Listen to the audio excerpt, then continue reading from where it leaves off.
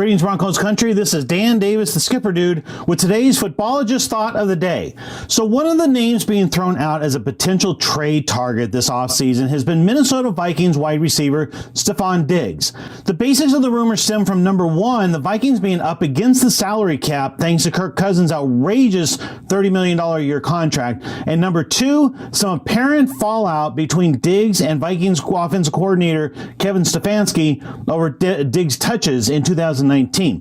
Diggs, who is just a monster talent as a receiver, a legitimate deep threat, and one of the NFL's best route runners, complained this past year about the number of touches he was getting in 2019, and that helped get him tagged as a diva. Now, what's been interesting for me to see is the reactions within Broncos Country to these rumors. More or less nobody has been neutral on the possibility of trading for Stefon Diggs. Most Bronco fans are either all in or all out on this deal. And actually, I think that makes a lot of sense. I think the all-in position was best expressed by a comment I saw on Twitter that said something like, thinking about Sutton, Diggs, and Henry Ruggs III as your wide receiver core, and it had a gif of, I think it was Leonardo DiCaprio, biting it down in his hand, trying to contain his excitement. I totally get that. You start visualizing this offense with those three, and here's what the all-in crowd is seeing. They're seeing defenses double teaming Sutton, and there's Diggs running a deep post with perfect execution with single coverage, or Fant open on a deep seam pattern, or Ruggs on a little crossing pattern that you know he can take to the house at any given time, or Phillip Lindsay open in the flats in space, or just send everybody downfield on 3rd and 8, and Drew Lock will pretty well be able to scramble for 12 yards at will. With Diggs and a first-round stud wide receiver like Ruggs or Jerry Jeudy or CeeDee Lamb, this offense is more or less unstoppable, and Drew Lock pushes Patrick Mahomes off the front page of Sports Illustrated, and we're 19-0 until we ain't. I get it.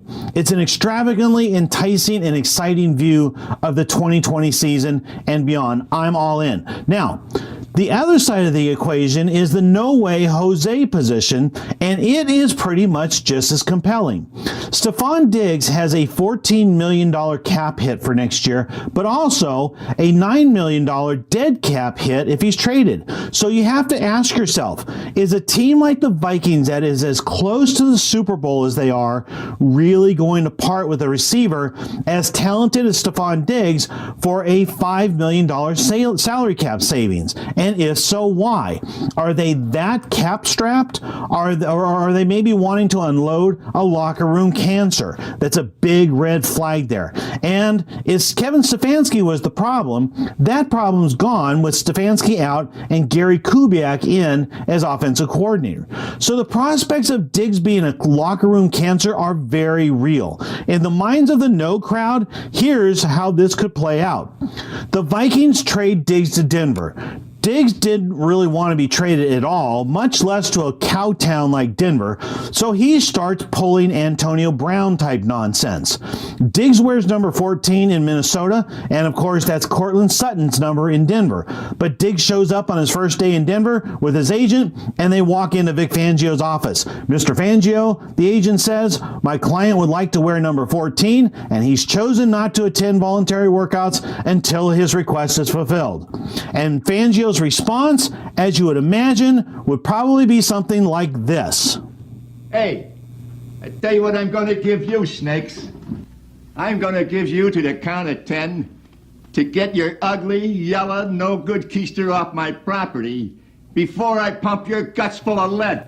And thus is born the Stefon Diggs era in Denver. So ordinarily, this would be an exceedingly difficult and risky decision for John Elway.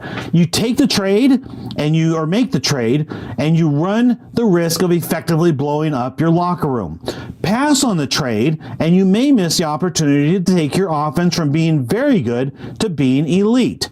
In this case, Elway has an X factor, and that X factor is Pat Shermer. Shermer was Diggs' coordinator in Minnesota during 2 productive years for Diggs, 2016 and 2017. And if anybody knows the man, his character, his impact on the locker room, and how he's going to mesh with the likes of Cortland Sutton and Drew Lock and Dalton Reisner and Philip Lindsay, it's Pat Shermer.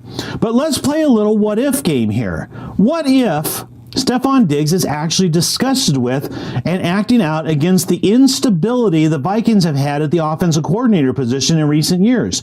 Not unlike the Broncos, they've gone from Pat Shermer in 2016-2017 to John DeFilippo in 2018 to Kevin Stefanski to Gary Kubiak now in 2020.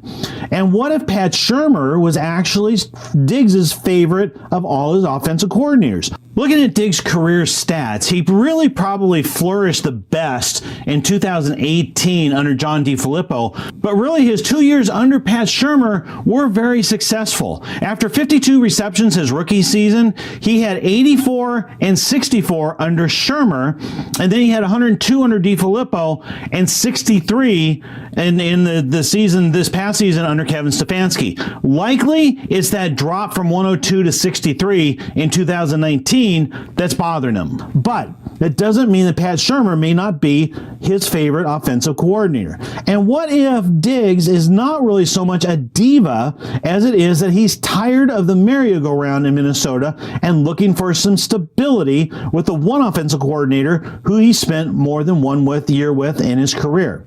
If all of this is true, and I'm not saying it's likely, but it's possible, and the scenario does fit the facts, then perhaps we have a situation of a player and a team digging on each other, pun intended, and a potential match made in heaven.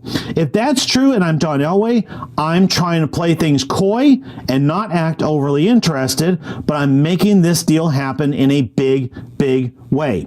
So thanks for listening, and make sure you subscribe to the Footballologist YouTube channel, and be sure to catch the Broncos and Bratwurst podcast this Friday when I lay out a basic roadmap for how I believe John Elway and Vic Fangio are going to go about rebuilding the Broncos defense this offseason. I'm out, guys. Go Broncos. Keep the change, you filthy animal.